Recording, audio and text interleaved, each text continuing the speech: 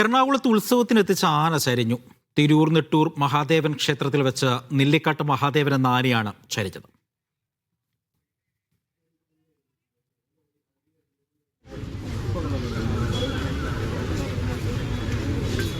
Lydia ജേക്കബുണ്ട് വിവരങ്ങൾ നൽകാനായി. Lydia, Nellikkattu Mahadevan ആനപ്രേമികളുടെ പ്രിയപ്പെട്ട ഒരു ആന തന്നെയായിരുന്നു.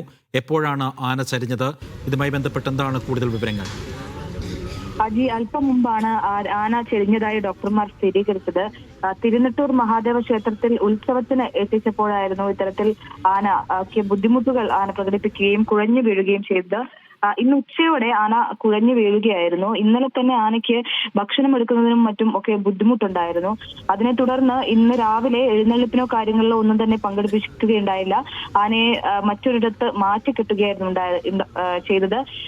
പക്ഷെ ഇന്ന് ഉച്ചയോടെ ആന കുഴഞ്ഞു വീഴുകയും എഴുന്നേൽക്കാതെ ഇരിക്കുകയും ചെയ്യുകയായിരുന്നു. അതിനെ തുടർന്ന് ഡോക്ടർമാർ എത്തി പരിശോധനകളൊക്കെ നടത്തിയിരുന്നു. പക്ഷേ വൈകുന്നേരത്തോടെ ആന ചെരിയുകയായിരുന്നു.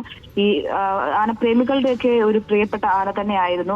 മറ്റു സിനിമകളിലും കാര്യങ്ങളിലുമൊക്കെ ഉപയോഗിച്ചിരുന്ന അല്ലെങ്കിൽ അത്തരത്തിലൊക്കെ ഉപയോഗിച്ചിരുന്ന ഒരു ആന കൂടിയാണ് ചെരിഞ്ഞത്.